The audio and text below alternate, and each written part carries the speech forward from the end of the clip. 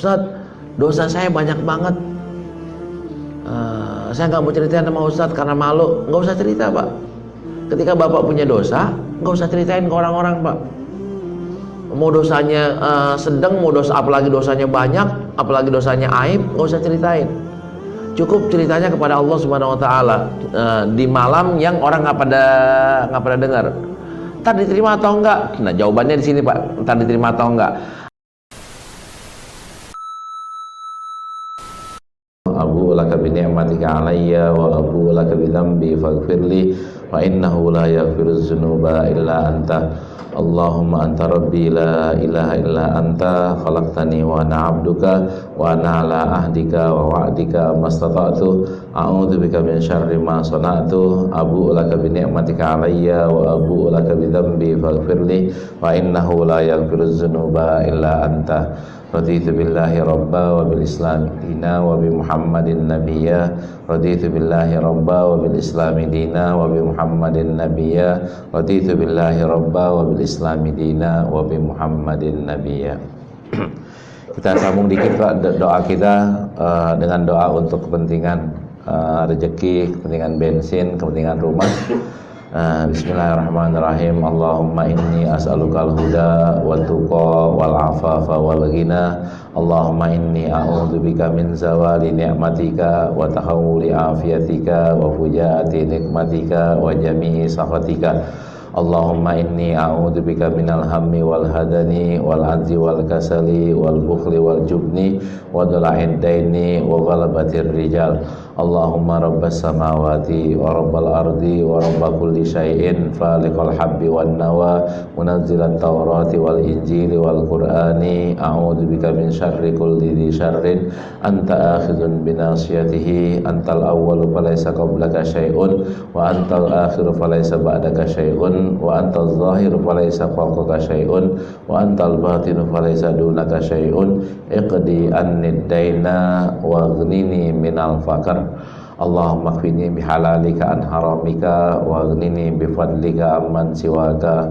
Allahumma la mani'a lima a'taita wa la mu'tiya lima mana'ta wa la yanfa'u dzal jaddi minkal jadd. Allahumma ma asbaha bi min ni'matin faminka wahdaka la syarika laka falakal hamdu wa lakas syukur. Baik, kita akan lanjutkan kajian kita.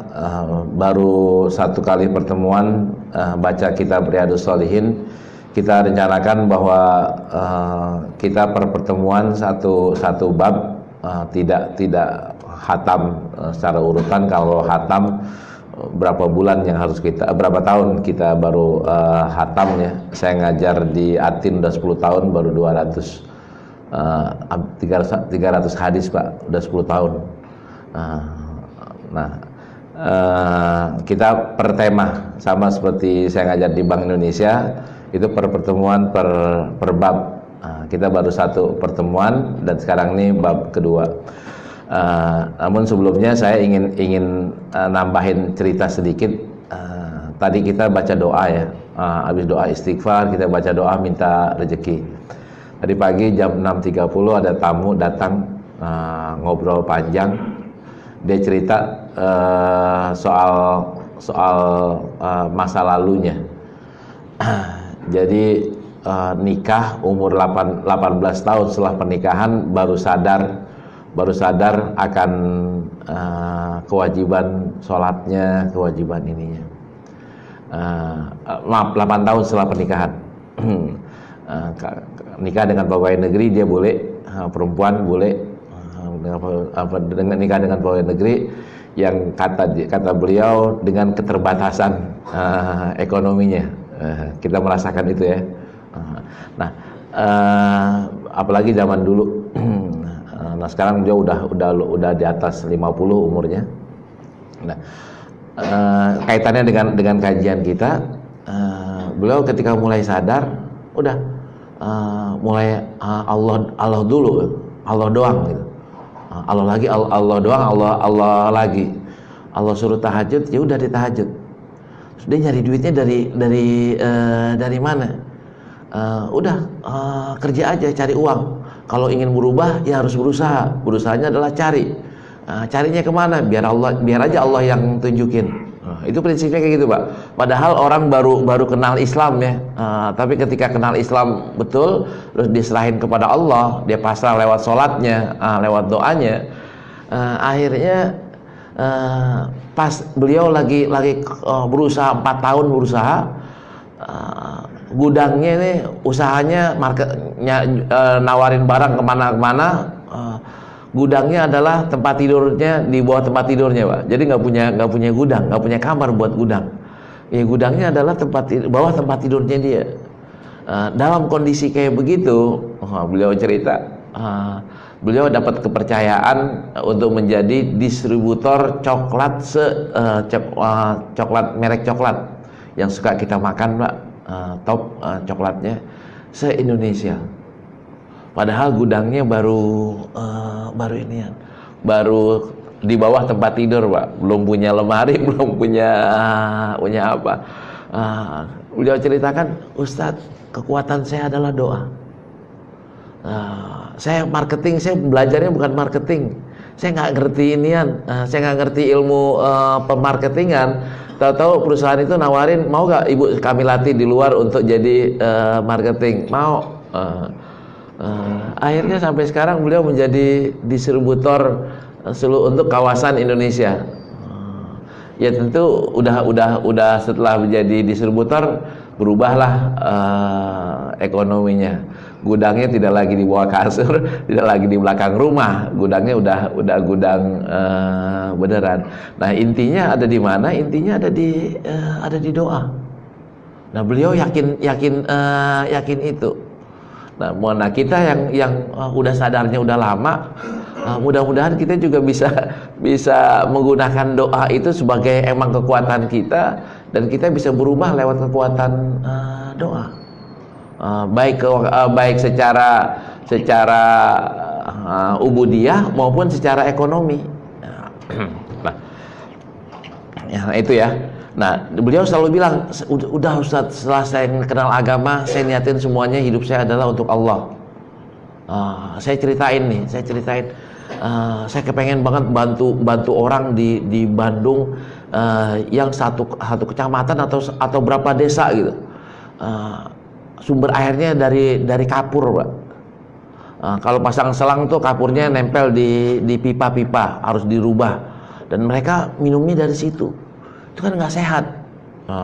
Saya kepikir bagaimana saya bisa beli filter untuk kawasan itu, berapa kampung tuh, berapa desa, sumber airnya dari situ. Akhirnya saya cerita, Pak. Kemarin pun hari Sabtu datang direktur perusahaan yang ngerubah tinja, Pak. Tinja jadi air minum.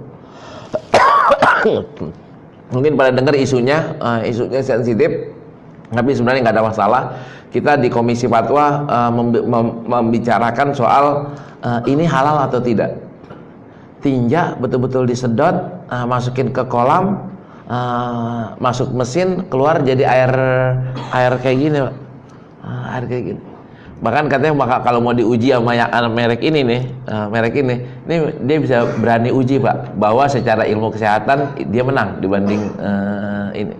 Nah, hukum fikihnya kayak gimana? Kita bahaslah hukum fikihnya. Hukum fikihnya, dan dia juga mengatakan bahwa ini murah, biayanya hanya 10% dari proyeknya PU. Dan butuh kawasan juga nggak sampai 10% lah, 10% dari kawasan yang dibutuhkan dengan model lama. Dan prosesnya juga kalau yang lama itu 12 jam baru jadi, 12 hari baru jadi air putih butek gitu. Nah, beliau 1 jam udah jadi air kayak begini. Ketika kami ke sana ke pabriknya, terus dia datang untuk presentasi, kami dibawa sampelnya, cuman di antara anggota Komisi Fatwa nggak ada satupun yang berani minum. Sekalipun fatwanya udah bilang halal. Karena udah melalui dan ini mungkin barangkali informasi yang sedikit aneh buat kita, dan saya juga kaget. Ternyata tinja kita itu, speed tank kita itu airnya, Pak, adalah 99% lebih. ampasnya itu hanya 0, sekian 0, sekian. Jadi banyakkan airnya. Iya. Berarti bisa kayak begini. Iya, Ustaz, katanya bisa kayak gini nih. Kalau diproses. Cuman jangan kasih tahu bahwa ini sumbernya adalah itu. Nah, beliau tertarik tuh. Oh, gimana ya kalau misalnya saya beli, bisa gak mesinnya ini? Gimana kalau kita kasih pesantren? Pesantren kayak Gontor itu kan orangnya 6.000, Pak. 6.000 kan tinjaknya berapa? Kan kalau dibuang di kali kan sebenarnya kan nggak bagus. Nah, ini lewat mesin itu kan jadi bagus banget. Harga yang murah kata direkturnya ini 1,4 miliar. 1,4 miliar. Nah, beliau sih tadi tanggapin 1,4 miliar masuklah kalau 1,4 miliar, tinggal fleksibilitas yang lainnya aja gitu. Ya, dia istilahnya dia berani beli 1,4 miliar buat satu pesantren dengan jumlah santri yang banyak, tinjanya diproses. Cuman pertanyaannya, santri mau gak minum dari situ? Santri mau gak mandi dari situ? Itu PR tersendiri. Cuman pesannya adalah ibu ini berubah lewat kekuatan doa. Ini yang kita ingin ambilkan pesan. Jadi hidupnya aman, hidupnya tentram, itu lewat kekuatan, berubahnya lewat kekuatan doa. Baik, kita udah kupas soal niat sebagai bab pertama di kitab Riyadhus Shalihin. Habis niat, Imam Nawawi ngangkat apaan? Ternyata bab keduanya adalah bab taubat. Bab taubat. Belum dibahas kan yang mana? Baru niat ya. Betul Ustaz ya? Lupa semuanya. Nah, itu kenapa kok taubat? Bukannya kitab yang lainnya, bukan Quran, bukan sunnah, bukan sholat, bukan apa? Kenapa taubat? Imam Nawawi kan pengen ngajak kita berubah, Pak. Berubah menjadi orang soleh. Nah, cara berubah untuk menjadi orang soleh ini berlaku buat siapa aja dan sekarang, Pak. Punya temen nih, preman abis ya, preman abis, pengen berubah menjadi orang soleh. Syaratnya satu adalah pasang niat, yang kedua taubat, berubah dia.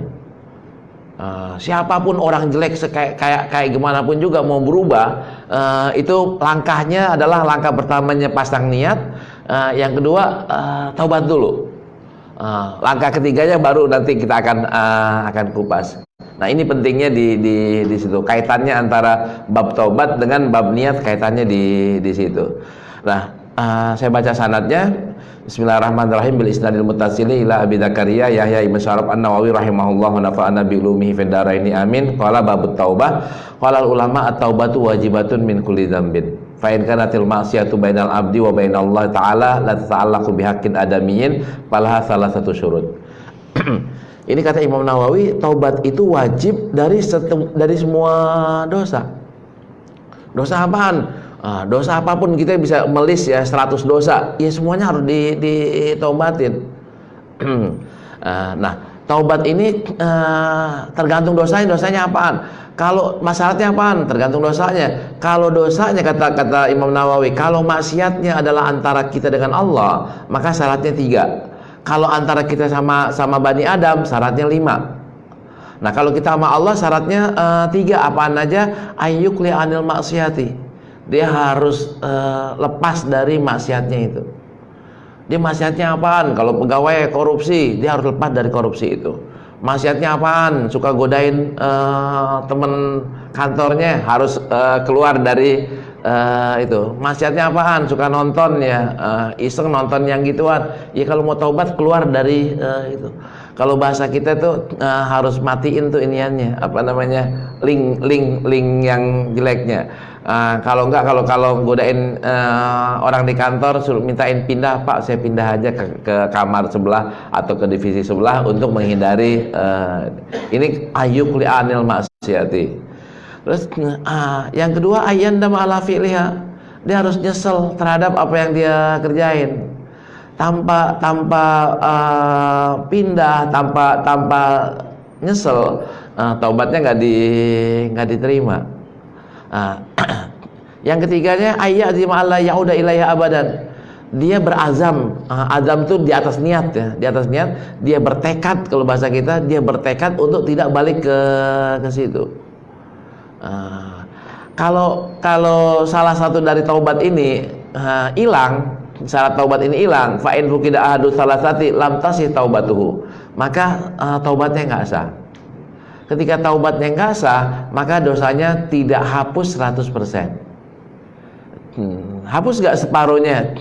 Separuhnya hapus Pak, atau seperempatnya hapus, sebagiannya hapus. Tapi kayak istighfar ya, istighfar kan menghapuskan sebagian dosa Pak.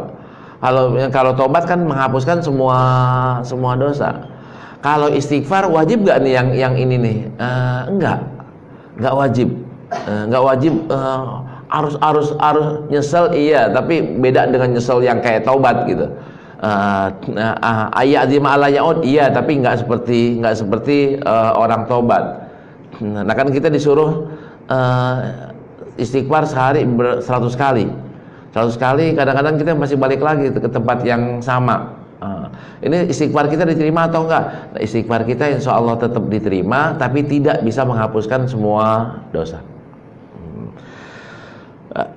Lantas wa in kanat al-ma'siyah talaku bi adamiyin fasyurutu arbaatun. Kalau umpamanya syaratnya kaitan dosanya dengan Bani Adam, dengan manusia, maka syaratnya bukan 5 akan tapi 4. Yang tiganya ini yang tadi kita udah sebutin, yang keempatnya adalah ayyabru'a min haqqi sahibiha fa in kanat malan aw na'u raddahu ilaihi. Dia harus membebaskan diri dari atau minta diikhlaskan dari yang bersangkutan. Kalau berkaitan dengan harta, maka dan hartanya itu masih ada, harus dikembalikan. Atau hartanya udah habis, maka kita berazam untuk mengembalikan. Kalau yang dosanya adalah berikan dengan omongan Pak, ceritain kejelekannya, ceritain memfitnah dia, maka caranya adalah untuk minta dia memaafkan, bikin pernyataan di depan dia. Maaf Ustadz, Ana suka ngomongin antum, tapi sekarang Ana udah tobat, maafin Ana ya. Jadi dia harus ngomong gitu. Atau ini agak gampangan Pak, di tempat yang sama kita bilang dulu kita ngejelekin beliau, sekarang kita ngebaikin beliau. Nah itu dosa kita akan diampuni. Kalau nggak minta maaf, maka kita perbaiki kata-kata kita, ubah dari ngejelekin ke muji. Ini caranya kalau misalnya haknya adalah hak adami. Ntar ada yang bilang KTGB dong, nggak, lain. Kita nggak masuk ke sana. Nah, dalilnya mana Qur'annya? Qala Allah Ta'ala wa tubu ilallahi jami'an ayyuhal mu'minun la'allakum tuflihun. Ayat yang pertama yang dipakai oleh Imam Nawawi adalah ajakannya, wa tubu ilallah, ayo pada taubat kepada Allah Subhanahu wa taala semuanya pada ayyuhal mu'minun, orang-orang mukminun la'allakum tuflihun. Kalau emang kita taubat, kita akan bahagia, kita akan menjadi pemenang, kita akan jadi sukses. Nah, suksesnya di mana ntar kita akan lihat. Wa qala ta'ala istaghfiru rabbakum tsumma tubu ilaihi. Ini prosesnya, istighfar, habis itu taubat. Istighfar, taubat, istighfar, taubat. Dan kalau kita taubat, tolong pilihnya jangan taubat sambal, akan tapi ya ayyuhalladzina amanu tubu ilallahi taubatan nasuha. Jangan taubat sambal, akan tapi taubatan nasuha. Nah, enaknya kayak gimana nih kalau kita secara di sini tuflihun di sini, ketika kita dosanya habis Pak, dosa yang diampuni oleh Allah Subhanahu wa taala, kita menjadi orang dekat dengan Allah. Ketika dekat dengan Allah, maka doa kita jadi diterima. Nah, doa kita diterima, walhasil doa kita bisa berubah tuh. Doa apaan saat diterima? Nggak dibatasin Pak. Mau doa ekonomi Allah terima, mau doa sosial Allah terima, mau doa yang lainnya Allah terima. Ekonomi dah Ustaz, yang biar berasaan gitu, ya silakan aja berdoa. Terus prakteknya gimana? An Abi Hurairah radhiyallahu anhu qala sami'tu Rasulullah sallallahu alaihi wasallam yaqul wallahi inni la astaghfirullah wa atubu ilaihi fil yaumi aktsar min sab'ina marrah. Prakteknya Allah hadis sahih Bukhari dari Abu Hurairah, beliau mendengar pernyataan Rasulullah SAW yang bersabda, wallahi demi Allah aku satu harinya itu beristighfar dan taubat kepada Allah aktsar min sab'ina marrah, lebih banyak daripada 70 kali. Ini riwayat Abu Hurairah. Nah, riwayat yang lainnya Wa'in Aghar Ibn Yasar Al-Muzani radhiyallahu anhu qala Rasulullah sallallahu alaihi wasallam ya ayuhan nas tubu ilallahi wastaghfiruh fa inni atubu fil yaumi mi'ata marrah. Ini sama dengan yang tadi, ada anjuran Rasulullah bilang, ayo pada tubu ilallah, taubatlah kepada Allah wastaghfiruh, dan mintalah ampun kepadanya. Karena aku praktekin di sini dibilang adalah mi'ata marrah, 100 kali. Riwayat yang tadi 70 kali, riwayat Imam Bukhari 70 kali, riwayat Imam Muslim 100 kali. Mana yang benar Ustaz? 70 atau 100? Di sini kan dibilang aktsar min sab'ina marrah, lebih banyak daripada 70. Lebih banyak 70, ya kadang-kadang 75, kadang-kadang 100. Di Imam Muslim dibilang saya setiap hari 100. Ini kan nggak setiap harinya, artinya 100% tiap hari, Pak. Ya, kadang-kadang 70, kadang-kadang 80, kadang-kadang 100. Range-nya adalah antara 70 dengan 100. Dan kalau kita lihat istighfar itu kan minta ampun. Rasulullah kan doanya kan bukan cuma minta ampun doang, minta A, B, C, D, F, G. Nah, mana yang paling banyak Rasulullah minta ampunan? Hampir 100 kali, Pak, sehari. Minta rumah kan nggak mungkin 100 kali sehari, mungkin cuma 5 kali doang, mungkin 6 kali doang. Minta makan paling berapa kali doang, minta mobil berapa kali doang. Tapi kalau minta ampun sebaiknya kita minta adalah lebih daripada jumlah yang diajarkan oleh Rasulullah Sallallahu Alaihi Wasallam. Baik, enaknya apaan? Atau kalau Ustaz, dosa saya banyak banget, saya nggak mau ceritain sama Ustaz karena malu. Nggak usah cerita, Pak.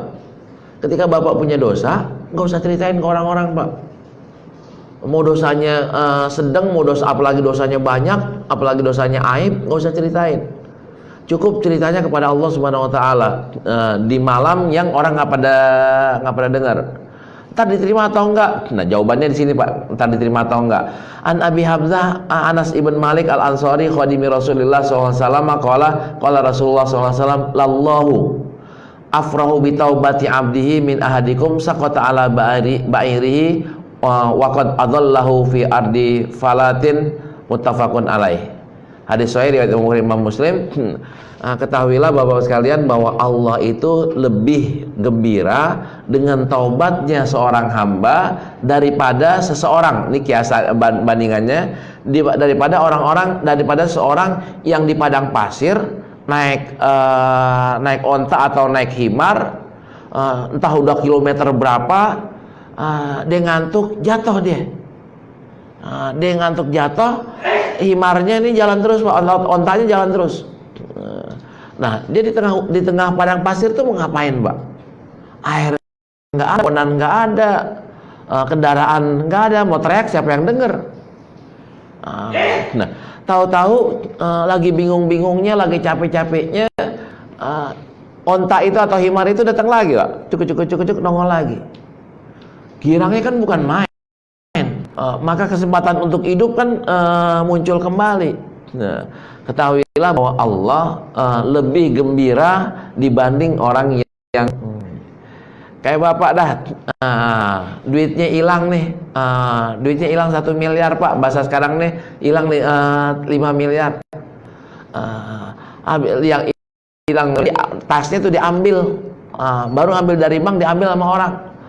Tahu-tahu orang ini balikin lagi, Pak. Bapak kan udah bingung nih, sehari belum juga, udah lapor polisi belum ketemu juga, 2 hari belum ketemu juga, 3 hari belum ketemu juga. Tahu-tahu hari keempatnya ada yang bawain tuh. Bapak tasnya ketinggalannya di tempat mana? Ini tas Bapak bukan? Iya, tas saya. Isinya masih utuh, Pak. Kan girangnya kan bukan main. Ketahuilah bahwa Allah lebih girang dari kita yang tadi itu kehilangan tas isinya sekian miliar. Nah, walhasil ayo kita taubat. Kalau misalnya kita merasa punya dosa, ntar gimana? Malu nggak mungkin dimaafin kok. Dimaafin. Terus di hadis yang berikutnya, saya nggak bacain riwayat yang lainnya, tapi hadis berikutnya, wa Nabi Musa Abdullah bin Qais al-Asy'ari radhiyallahu anhu an Nabi sallallahu alaihi wasallam qala innallaha ta'ala yabsutu yadahu bil laili liyatuba musii'un nahar wa yabsutu yadahu bil nahari liyatuba musii'ul lail hatta tatlu asy-syamsu min maghribiha.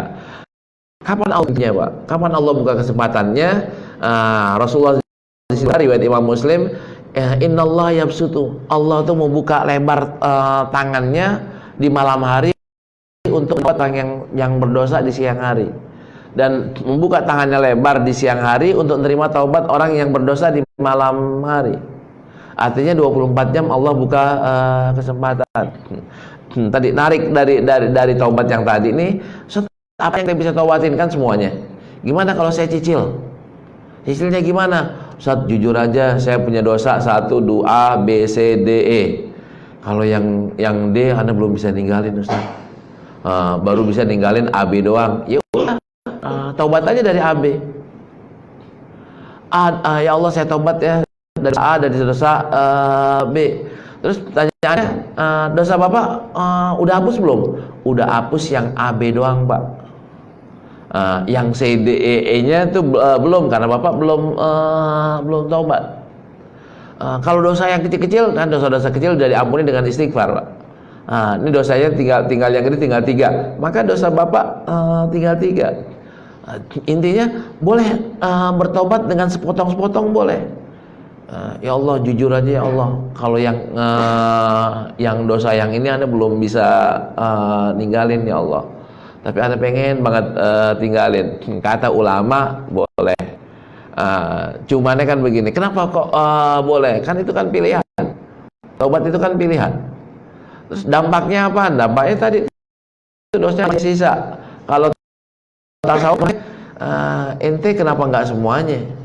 Kalau nggak semuanya, ente jamin separuh doang, masih ente jamin masih besok tetap hidup. Ente jamin. Terus ente jamin tuh bisa taubat dengan dosa yang sisanya. Kalau ente nggak jamin, nggak bisa jamin, ya kenapa nggak taubat sekarang? Atau taubat sekalian? Ini pendapat yang sufi. Tapi kalau pikirnya ya boleh-boleh aja. Bapak mau separuh-separuh, mau dicicil ya. Tahun ini taubat yang ini dulu, tahun besok taubat yang ini dulu. Tapi kalau mati di tengah jalan, jangan salahin ulama yang mengatakan boleh taubat separuh-separuh. Karena ulama mengatakan sebaiknya tetap semua sekaligus, semua dosa. Ya. Nah, batasnya mana? Batasnya di sini adalah hatta tatlu asyamsu min maghribiha, sampai matahari terbit bukan dari timur, akan tapi dari barat. Ini buat manusia secara umum. Kalau buat manusia secara khusus ya, pribadi masing-masing, maka hadis yang 18 an Abi Abdurrahman Abdullah ibn Umar ibn Khattab radhiyallahu anhuma an Nabi sallallahu alaihi wasallam qala innallaha yaqbalu taubatal abdi malam yughirgir. Sesungguhnya Allah Subhanahu wa taala menerima taubat dari seorang hamba malam yughirgir, selama napasnya belum sampai ke tenggorokan. Kalau napasnya udah tenggorokan, napasnya udah ha, maka udah lagi nggak diterima. Nah, permasalahannya kan gini, Ustaz. Kasus Budiman siapa? Yang bandar narkoba? Freddy Budiman. Beliau kan secara zahirnya kan kita lihat ya, di akhir-akhir sebelum dieksekusi itu kan pakai peci putih dan katanya udah ngatamin Quran di penjara. Ini taubatnya diterima nggak? Pertama kita nggak tahu dia taubat atau nggak.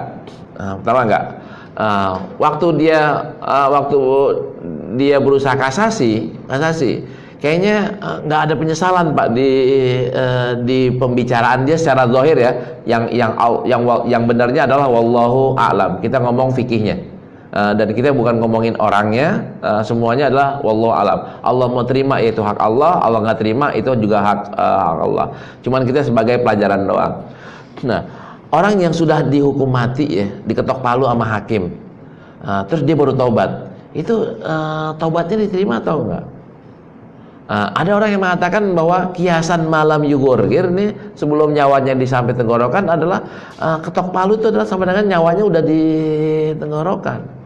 Kalau udah nyawanya di tenggorok, kalau udah diketok palu hakim bahwa kamu dihukum mati, maka taubatnya udah nggak diterima lagi. Kiasannya gitu, karena kan sebenarnya kan dia udah mati Pak dengan ketokan palu. Tapi kan belum mati beneran. Nah, jawabannya itu wallahu a'lam. Kalau emang Allah mau terima, ya nggak apa-apa, Allah terima. Kalau emang Allah nggak terima, soalnya kan Pak, kalau misalnya ini dijadikan celah ya, bandar nih, kenapa ente belum taubat? Ntar aja kalau dihukum mati baru ada taubat. Kalau belum mah masih enakan kayak gini. Banyakan duitnya kan begitu Pak, niatnya banyak orang yang ngomong kayak begitu. Tapi kalau orang yang betul-betul tobat, kan dia dengan kesadarannya, bukan dengan palu hakim kan. Dengan kesadarannya dia tobat. Atau palu hakim yang menghukum cuma 4 tahun doang. 4 tahun kan nggak mati. 5 tahun kan nggak mati. Tapi kalau hukumannya adalah hukum mati kan sampai dengan mati. Apalagi dia berusaha kasasi. Berusaha kasasi kan berarti kan nggak kepengen mati, tapi taubatnya belum. Kecuali kalau misalnya dia kasasi dan dia nyatakan taubat, saya kasasi tapi saya taubat. Umpama kasasi saya diterima, saya udah nggak bakal balik lagi. Nah itu baru kemungkinan diterimanya ada. Tapi sekali lagi ya, semuanya adalah hak Allah Subhanahu Wa Taala. Saya tidak berani memastikan. Baik, hadis berikutnya panjang Pak, saya baca matan yang singkatnya aja.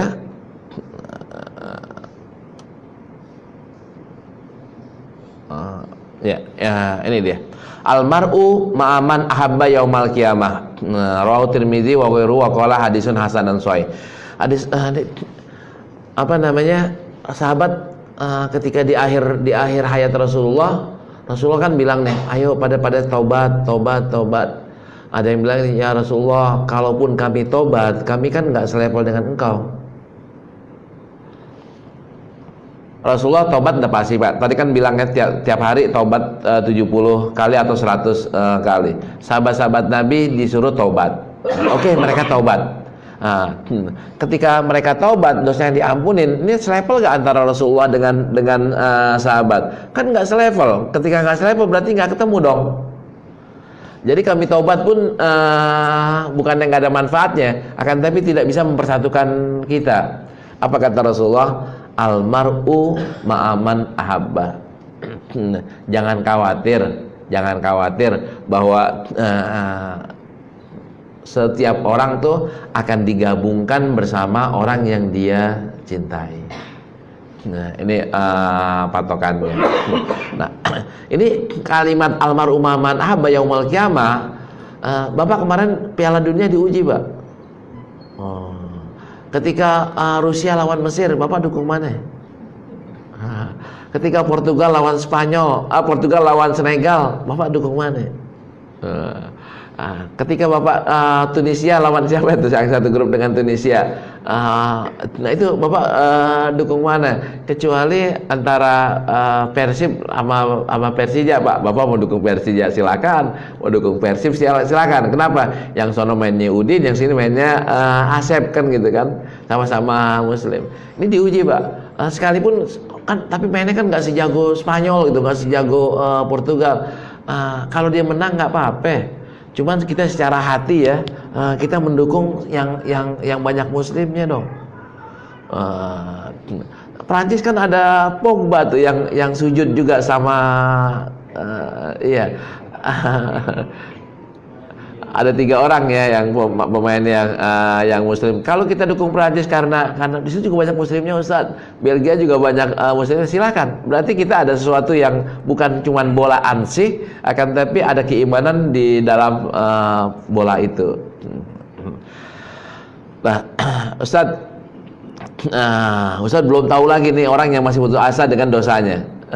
Ketika baca nomor 20, hadis nomor 20, dia akan mengatakan, ya mulai hari ini saya akan tobat walaupun dosa saya besar. Nah, hadis 20 ini ceritanya udah populer Pak, saya baca ujungnya aja terus kita ceritain kisahnya. Wa Nabi Sa'ad ibn Malik ibn Sinan al-Khudri radhiyallahu anhu, anna Nabi sallallahu alaihi wasallam qala kana fi man kana qablakum rajulun qatala tis'an wa tis'ina nafsan. Rasulullah cerita bahwa zaman dulu ada orang yang membunuh 99 orang. Ini kan kisahnya udah populer Pak ya. Ketika nanya saya bisa enggak diterima taubatnya, ternyata bilang enggak gitu karena ente udah bunuh 99. Maka tambahin lagi 1, bunuh jadi 100 orang. Baru nanya ke orang alim, ternyata jawaban orang alim adalah bisa. Syaratnya tadi tuh, ente harus pindah tuh dari situ. Nah, bahasa kininya adalah kalau emang kalau dosanya dia di kantor tertentu, entah kita bilang di pajak, maka dia harus pindah dari kantor pajak. Nah, kalau dosanya di departemen agama, dia harus pindah dari departemen agama. Mengajukannya, pindahnya ke mutasinya ke jadi kanwil mana, yang penting pindah dari lingkungan itu. Nih lingkungan yang sekarang nih realitanya, ada orang mau taubat, dari pelacuran tapi tinggalnya masih di Mabes Pak. Saya udah nggak mau hidup di dunia malam lagi, tapi tinggalnya di Mabes, kira-kira bisa nggak Pak? Kan susah. Mabes maksudnya mangga besar, kan susah. Susah karena dunia malam kan di situ, bukan Mabes Polri, bukan. Itu kan di situ. Kan ada lucu nih. Ini banyak banget Pak di kisah nyata di kita. Ada orang, Ibu, ya Ustadz, dulu saya pelacur, sekarang udah nggak jadi pelacur lagi. Saya cuman jadi mucikarinya doang. Nggak jadi pelacur tapi jadi mucikari, nggak jadi pelacur tapi menyediakan wismanya, nggak jadi pelacur tapi jualan di situ Pak, jualan di situ, jualan minuman, jualan bir dan sebagainya. Ini taubatnya diterima atau enggak? Yang model kayak begini, ya enggak lah. Enggak, kalau emang dia mau tobat, dia harus keluar dari kawasan situ, pindah dulu kemana gitu, kemana yang di luar dari lokasi. Nah, kisah yang 99 ini, malaikat ngitungin dari mana Pak? Kan dia belum sholat Pak, dia belum sholat, dia belum zakat, dia belum haji kan kalau bahasa kitanya, belum melakukan amal soleh. Yang dihitung kan dari jarak ya, jarak dari tempat yang baik yang dia tuju dengan jarak tempat yang jelek yang dia tinggalin. Nah, kan tengah jalan dia meninggal. Akhirnya malaikat, kisahnya kan malaikat berselisih paham. Kata Allah, ukur dah ukurnya. Nah, begitu juga dengan orang perubahan. Kalau emang kita mau berubah, ya harus pindah dari lokasi yang kita bikin dosa atau punya dosa besar di situ. Pindah rumah, iya.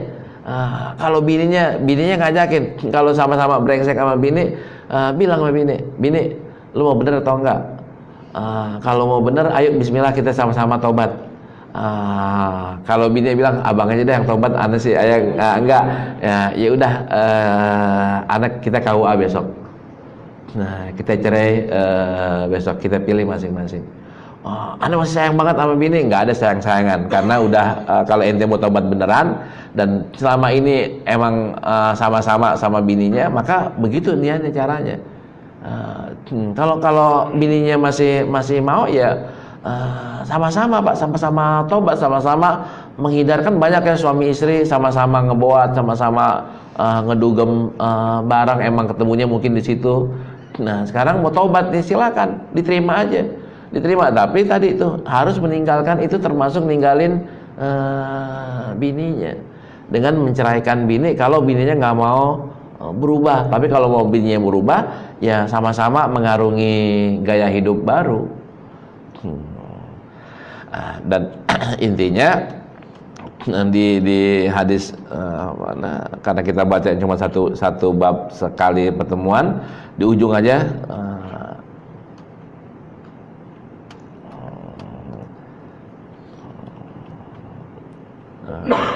nah, ada ini dosa-dosa maaf Rasulullah. Imam Nawawi menyampaikan beberapa contoh dari orang yang berdosa besar tapi Allah ampunin karena dosanya, taubatnya beneran. Tadi itu yang orang yang bunuh. Yang lain lagi adalah orang tidak ikut perang Tabuk. Sahabat Nabi ada yang nggak ikut perang Tabuk karena malas ya, karena malas, karena ogah. Kan dosanya gede banget, Pak. Dosanya gede banget, bahkan sampai dia diri di satu tiang masjid, dia gulung di ini, Pak, diikat sama tambang untuk menyatakan tobatnya, dan orang nggak ada yang heroin. Sampai akhirnya Allah bilang, wahai Rasulullah, wahai Muhammad, dia udah tobat beneran tuh, tolong ente terima. Nah, intinya adalah dosa kita yang gede kayak gimana pun juga itu Allah akan terima kalau kita taubat. Ada yang mengatakan kecuali musyrik juga, kalau baru musyrik sekali ya insya Allah bisa, Pak. Kalau musyriknya udah 2 kali, kalau main-main, nah ini wallahu a'lam. Kalau 2 kali, ada yang bilang kalau 2 kali masih diterima. Kalau 3 kali, ini yang wallahu a'lam. Contohnya kayak siapa? Ini maaf kita nyebutin ada seorang yang pernah menjadi panglima, menjadi menteri di zaman Soeharto, dan jadi panglima juga. Itu namanya, tahulah semuanya ya. Beliau kan Muslim, pindah Kristen, masuk Muslim lagi, kawin lagi, pindah agamanya kan karena nikah. 2 kali pindah atau 3 kali pindah, terakhirnya Muslim. Pergi haji, saya ketemu di Arafah. Apakah taubatnya diterima? Jawabannya wallahu a'lam. Saya nggak berani bilang iya sama berani enggak. Tapi jangan main-main soal agama. Kalau dia melacur sekian kali diterima, membunuh 99 kali masih lebih gampang, Pak, dibanding murtad ya. Murtad 1 kali. Murtad 1 kali masih diterima, murtad 2 kali lebih susah ketimbang membunuh 22 kali. Karena itu jangan main-main soal akidah. Kita harus pertahankan akidah kita walau dengan kondisi yang apapun juga.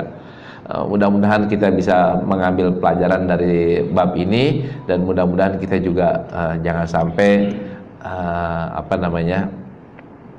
nggak tobat ketika ajal kita udah sampai. Mudah-mudahan kita matinya semuanya dalam keadaan husnul khatimah, dosa-dosa kita udah diampuni oleh Allah Subhanahu wa taala, dan kita tiap hari taubat, dan salah satu dari bentuk istighfarnya itu adalah yang kita baca ya, Allahumma anta rabbi la ilaha illa anta, sayyidul istighfar. Ini mungkin yang dapat saya sampaikan, lebih kurangnya mohon maaf. Assalamualaikum warahmatullahi wabarakatuh.